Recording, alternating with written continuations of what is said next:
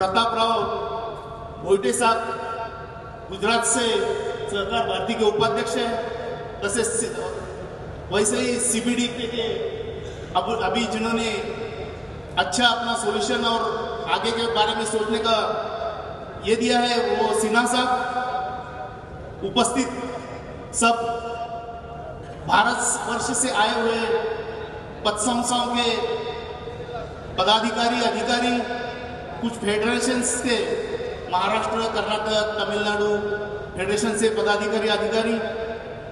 अभी जो मुझे मेरा परिचय दिया है, मैं पहले से ही पद संस्था के मेरा रिश्ता है। 12 साल में मैं पद संस्था में काम किया, उसके बाद में 28 साल में मैं कोऑपरेटिव डिपार्टमेंट में क्लास 1 से जॉइंट रजिस्ट्रार तक काम किया है। इसमें मुझे जो सब्जेक्ट दिया है क्रेडिट सोसाइटी का इन्वेस्टमेंट या निवेश करते समय क्या क्या करना चाहिए और या क्या क्या बातें देखनी चाहिए।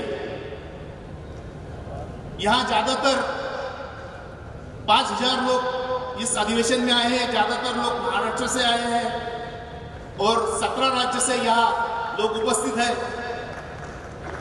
तथा मल्टी स्टेट सोसाइटी के फेडरेशंस के लोग या मल्टी स्टेट सोसाइटी के लोग भी यहाँ उपस्थित हैं। देश में जो सहकारिता का पैटर्न है वो 3 टायर सिस्टम है। State cooperative society, state cooperative bank, DCC bank, then primary cooperative society.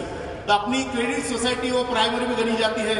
इसलिए इन्वेस्टमेंट का शेड्यूल भी ऐसा रखा गया है कि आपने डीसीसी बैंक में पैसा रखना, इन्वेस्ट करना, निवेश करना और डीसीसी बैंक में, स्टेट कोऑपरेटिव बैंक में निवेश करना। लेकिन कई राज्य में थोड़ा बहुत फर्क है, लेकिन कोऑपरेटिव सोसाइटी एक्ट में प्रोविजन किया है कि आपने इन्वेस्टमेंट कैसा करना है। तथा महाराष्ट्र में इसके लिए एक रेगुलेटरी बोर्ड बनाया गया है। रेगुलेटरी बोर्ड ये इन्वेस्टमेंट कहाँ करना है, कहाँ नहीं करना है, ये बताता है। इसमें जो सीआरआर और एसएलआर और जो अतिरिक्त निधि है वो कैसे रखना है वो बताया गया है। जनरली सीआरआर 2% रखा जाता है, 1% रखा जाता है, एसएलआर 25% रखा जाता है। उर्वरित तरलता कैसे इन्वेस्ट करनी है वो बताई जाती है। इसमें जो रेगुलेटरी बोर्ड ने कहा है ये आप राज्य सहकारी बैंक में रख सकते हैं, जिला मध्यवर्ती बैंक में रख सकते हैं, या जो बैंक रिजर्व बैंक की A क्लास में है उसमें रख सकते हैं, या लोकल लेवल पर आपके जो राष्ट्रीयकृत या प्रादेशिक बैंक है उसमें A क्लास में है उसमें रख सकते हैं, या शासन या गवर्नमेंट जो डायरेक्शन दे उसमें रख सकते हैं।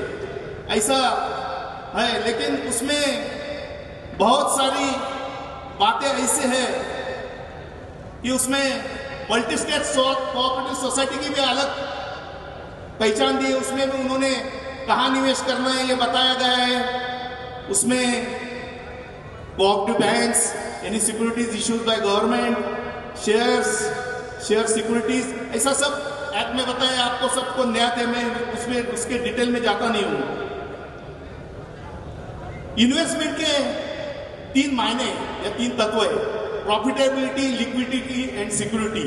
First security, then liquidity, then profitability. ऐसा प्राधान्यक्रम इन्वेस्टमेंट में होना चाहिए।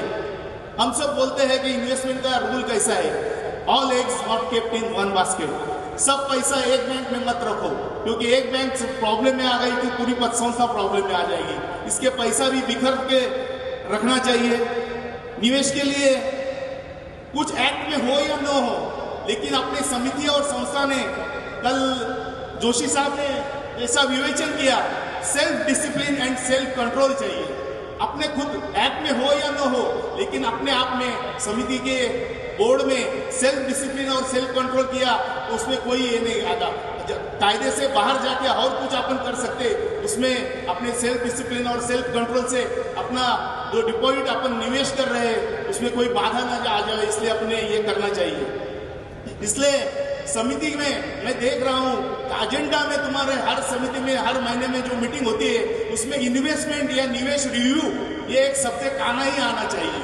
क्योंकि डायरेक्टर एक देखता है, 2 देखते हैं, लेकिन सब सब डायरेक्टर्स को ये मालूम नहीं पड़ता कि अपना इन्वेस्टमेंट का